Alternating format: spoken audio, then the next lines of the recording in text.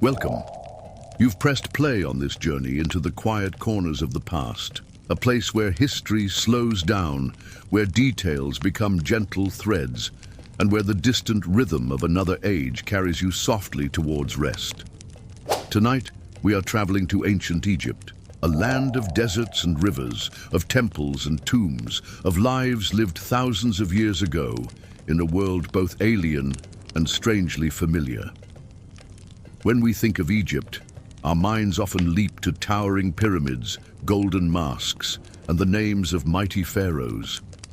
But beneath those dazzling monuments lay a very different reality, the slow, repetitive, and often difficult existence of ordinary people. Farmers, builders, and craftsmen who rose with the sun, toiled beneath it, and returned home under the glow of oil lamps. Over the course of this long and steady narration, we will wander through four perspectives. First, we will imagine the rhythms of daily life for common Egyptians, the hunger, the labor, the rituals that shaped their existence. Then we will meet a pharaoh whose radical vision reshaped the kingdom, only to fade away almost as quickly as it came. Later, we will descend into tombs carved deep in the desert hills, considering the mysteries and discoveries of the Valley of the Kings. And finally, we will step into the rarefied halls of palaces, where Egypt's elite lived lives of ritual, luxury, and ceremony far removed from the common farmer. Let your breathing slow, let your body sink into stillness, and imagine yourself now in a world where the Nile's steady flow was the heartbeat of civilization. Imagine the first rays of sunlight spilling across the banks of the Nile. The air is cool at dawn, but already you know the heat will come. You are a farmer, and your life is tied to the river. Each year it floods, leaving behind rich, dark soil. That soil is both gift and burden, fertile enough to sustain crops, but demanding of constant labor. Your morning begins not with leisure, but with tasks. You may sleep on a reed mat in a mud brick house with walls coated in plaster. The room is dim, lit by a faint fire or a simple oil lamp. The air carries the faint, earthy scent of clay mixed with smoke. Outside, you hear the sound of animals, the low cry of cattle, the bleating of goats, and beyond that, the ever-present river murmuring against its banks. Food is simple and often repetitive. Bread made from emmer wheat, beer brewed thick and cloudy, more nourishing than intoxicating. On rare days, onions, dates, or fish caught fresh from the water. Hunger is a constant companion. If the Nile has not flooded enough, your family feels it. If it floods too much, homes and fields are destroyed. Survival is always balanced on the river's uncertain rhythm. Work begins with the soil. The plow creaks, drawn by oxen. You walk barefoot through the damp mud, guiding the blade, sweat already forming beneath the rising sun. Later in the season, you harvest with sickles made of flint set into wooden handles. The blades scrape against stalks, a soft rhythmic sound, repeated endlessly, hour after hour. Children help as soon as they are able, carrying baskets of grain or herding animals. Women grind flour by hand, kneeling over heavy stones, their movements steady, repetitive, almost meditative. These tasks leave their mark: bent backs, worn knees, hands calloused from years of the same rhythm. Religion is not separate from life, it is woven into it. Before working the fields, you might leave a small offering, perhaps a clay figure or a few drops of beer, asking the gods to grant a good harvest. At night, you listen to priests chant hymns in distant temples, their voices drifting on the evening air. The gods are everywhere, in the flood, in the soil, in the animals that give milk or labor. You do not question their presence, you live within it. The seasons dictate everything. In the season of inundation, when the Nile overflows, you cannot farm. Instead, you might be conscripted for labor, carrying stones, hauling supplies, or building monuments under the hot desert sky. The work is exhausting, but unavoidable. It is your duty to the state, and refusal is not an option. Illness is common. The hot climate, the insects, the polluted water, These are constant threats. You may rely on charms or herbal remedies passed down from elders. A mixture of honey, garlic, or crushed herbs might be used to ease pain. Some diseases come and go swiftly, leaving families devastated with little warning. Yet life goes on. It must. Evenings are brief. After the sun dips below the horizon, the desert cools quickly. Families gather, eating a modest meal, sitting close in dim light. You might hear the faint sound of flutes or drums drifting from a nearby village. Stories are told about gods, about ancestors, about the great pharaohs who rule from afar. And then sleep comes quickly. You lie again on the reed mat. The walls close and simple around you, the air heavy with the smell of earth. The rhythm of your life is one of repetition, of rising with the sun, of working, of returning, of sleeping again. It is hard, but it is steady. This is how most Egyptians lived. Not in golden halls, not among treasures, but in the steady cycle of work and ritual, bound to the river that sustained them. As you leave behind the world of the farmer, let your mind travel further up the Nile to the royal city of Thebes. Here, life is very different, though still ruled by the same rhythm of sun and river.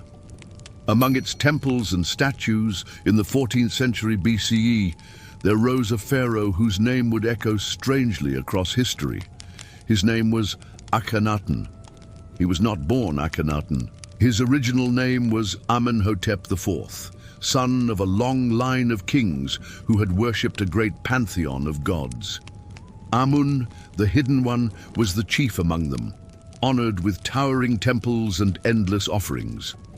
The priests of Amun had grown powerful, their influence vast, their wealth greater than most could imagine. But as this new king grew into his reign, he did something extraordinary, something unsettling. He turned away from the many gods of Egypt and declared that only one should be worshipped, the Aten, the radiant disk of the sun. Imagine yourself in that time. For generations, you and your ancestors have offered prayers to Osiris, to Isis, to Hathor and Horus. Suddenly, you are told that these gods are no longer to be worshipped. Temples are closed, images of old deities are chiseled away, hymns that once filled the air are silenced. In their place, only the Aten, the great sun disk, is to be honored. Akhenaten changed more than just names. He moved the royal court from Thebes to a brand new city, built hastily in the desert and named Akhetaten, what we now call Amarna. The city rose from the sand, a symbol of his devotion, but also of his determination to sever ties with the past. In art, too, changes appeared. Gone were the rigid, idealized images of the pharaoh as a perfect god-king. Instead, Akhenaten had himself portrayed with elongated features, a narrow face, wide hips, and a rounded belly. His wife, Nefertiti, was shown beside him, almost equal in stature. Their daughters appeared often in family scenes that felt intimate, tender, unlike the stiff carvings of earlier kings. To some, this was shocking, to others, confusing. Yet to Akhenaten, it was all part of a new way of seeing the world, centered on light, on the sun, on the Aten. And yet, despite all his energy, this revolution was fragile. Beyond the royal court, the people still whispered prayers to the old gods. In quiet homes, mothers still invoked Isis to protect their children. Farmers still asked Osiris to bless the soil. Faith that had lasted centuries could not be swept away in a single lifetime. Akhenaten reigned for around 17 years, but when he died, his vision unraveled almost immediately. The city of Amarna was abandoned. The temples to Aten fell silent. The names of the old gods were restored, their statues raised again. Even Akhenaten's own memory was condemned. Later rulers tried to erase him, scratching his name from monuments, omitting him from lists of kings, as though he had never lived. Yet, in a way, he has endured. The strange art, the ruins of Amarna, the scattered records, all these pieces remain, giving us glimpses of a king who dared to reshape his world. A king who sought to redefine the very idea of the divine, and who found that the weight of tradition was too heavy to move. So as you think of Akhenaten, imagine the desert sun blazing down on his new city, the sandstone walls shimmering with heat, the open-air temples filled with hymns to the Aten. For a moment, the world was different, radiant, singular, and then, like the setting sun, it faded into darkness, leaving only fragments behind. And now, gently, we move deeper, away from the bright sunlit city of Amarna and into the cool, shadowed chambers beneath the earth. In the next part, we will step into the Valley of the Kings, where mysteries sleep within stone and silence.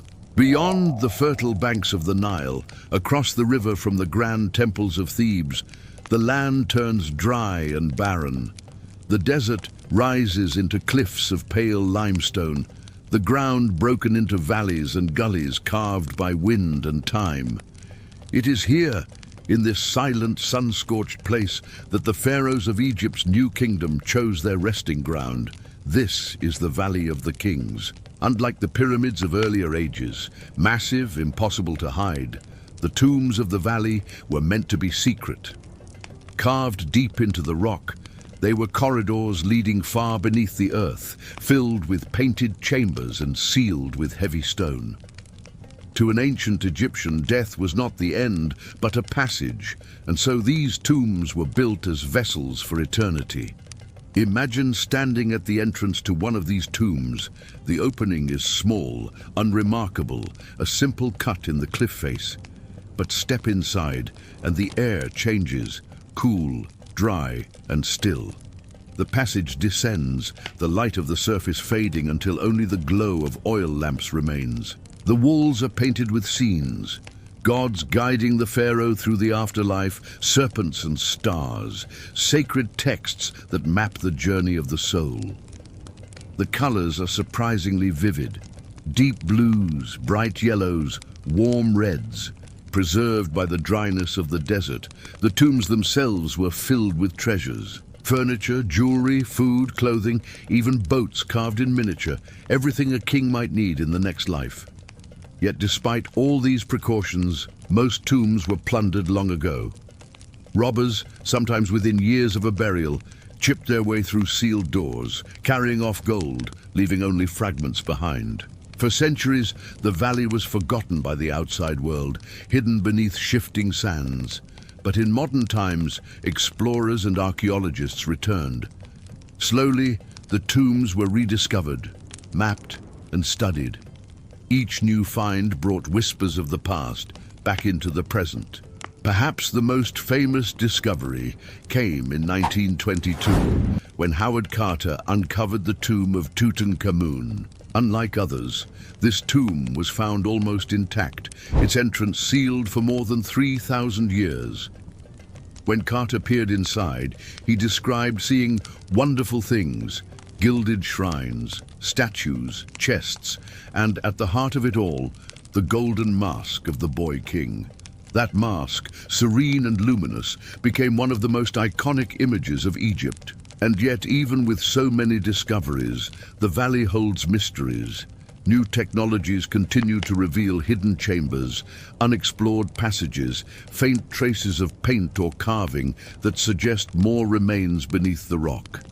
Some tombs, though discovered, remain unexcavated, sealed again for future generations to study. Archaeologists speak quietly of the valley as a place of both knowledge and patience. Each fragment of pottery, each faint carving tells a story, not only of pharaohs, but of the workers who built these tombs. In nearby villages, laborers lived their entire lives carving stone corridors, painting walls, preparing treasures they would never see again. Their fingerprints are still found pressed into bricks, their sketches left on scraps of limestone, silent reminders of ordinary men serving eternity. So, as you imagine the valley, think of its silence, the heat of the desert above, the cool stillness below.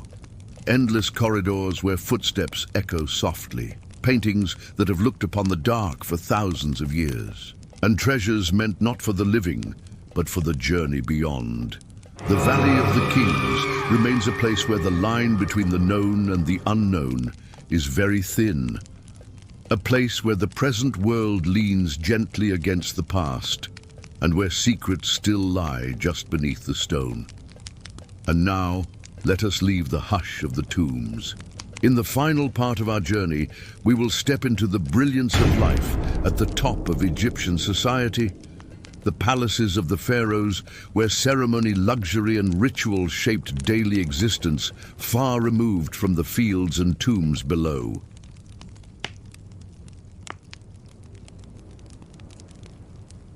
Now let us move from the silence of tombs back into the brightness of life.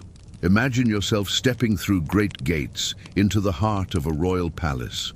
The world you find here is unlike the fields of farmers, unlike the quiet toil of builders, unlike the darkness of the Valley of the Kings. This is a world of ceremony, order, and deliberate luxury. The palace itself is made of mud brick, not stone, for stone was reserved for temples and tombs, and yet the halls are grand. Walls are plastered smooth and painted in bright colors, scenes of plants, of birds, of flowing rivers, reminding all who enter that nature's beauty is reflected even indoors. Floors are decorated with intricate designs, perhaps with images of fish swimming among lotus blossoms, or marsh birds lifting into flight. Inside, the air is cool, shaded by columns and screens. Scented oils burn gently, filling the rooms with fragrance. Servants move quietly, carrying food, wine, and water in polished vessels. Courtiers wait in long rows, bowing low, careful never to meet the pharaoh's eyes too directly. Life here is highly structured. The pharaoh is more than a king. He is seen as a living god. Each day unfolds according to ritual. At dawn, the pharaoh is washed and dressed by attendants. The clothing is fine, linen bleached to pure white, soft against the skin. Jewels adorn the arms and neck, gold gleams in the light. A headdress or crown completes the transformation from man into divine ruler. Meals are not like those of farmers or even craftsmen.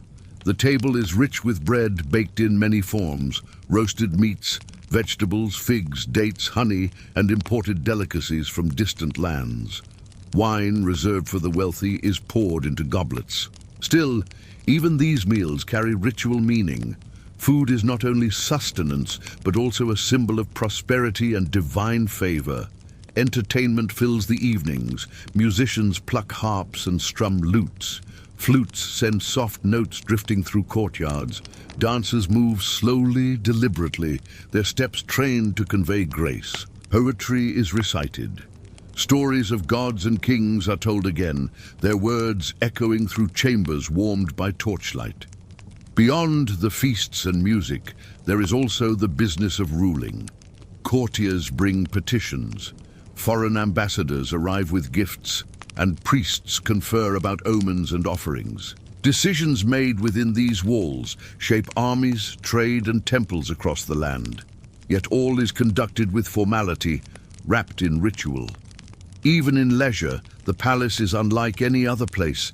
Gardens are tended within the walls, filled with shade trees, lotus pools, and carefully arranged paths. Birds are kept, their calls filling the air. In such spaces, the pharaoh and his family might walk, enjoying breezes from the river or watching as servants tend to the flowering plants. For the queen, life holds its own rhythms. Figures like Nefertiti or later queens were not hidden away, but often prominent, adorned in elaborate crowns, participating in ceremonies, sometimes portrayed nearly equal in size to the king himself. Within the palace, the royal family was both intimate and symbolic. Children raised not only as heirs, but as living symbols of divine continuity. And yet, for all its grandeur, palace life could be confining. Every action observed, every word recorded, every gesture part of a greater image to be projected across the kingdom. Comfort came at the price of constant ritual, constant presence, and constant expectation. As night descends, the palace glows with lamplight. the hum of activity quiets. Beyond the walls, the Nile flows on, carrying its eternal rhythm. Inside, the pharaoh and his household rest in chambers cooled by breezes, surrounded by carvings, paintings, and the fragrance of oils. Life here is ordered, insulated and far removed from the fields, where farmers rise again at dawn. The palace is a world apart, yet inseparably tied to all the lives beneath it. Its feasts depend on the harvest of farmers. Its splendor is built by the hands of craftsmen. Its rituals echo the prayers whispered in village shrines. The pharaoh's world and the commoner's world were not the same, yet they were bound together by the river, the sun, and the belief that life and death were part of an eternal cycle. Closing reflection. So now, you have walked through 4 worlds of ancient Egypt. The hard, steady life of the farmer by the Nile, the strange, fleeting revolution of Akhenaten, the cool silence of the Valley of the Kings, and the ordered luxury of the pharaoh's palace.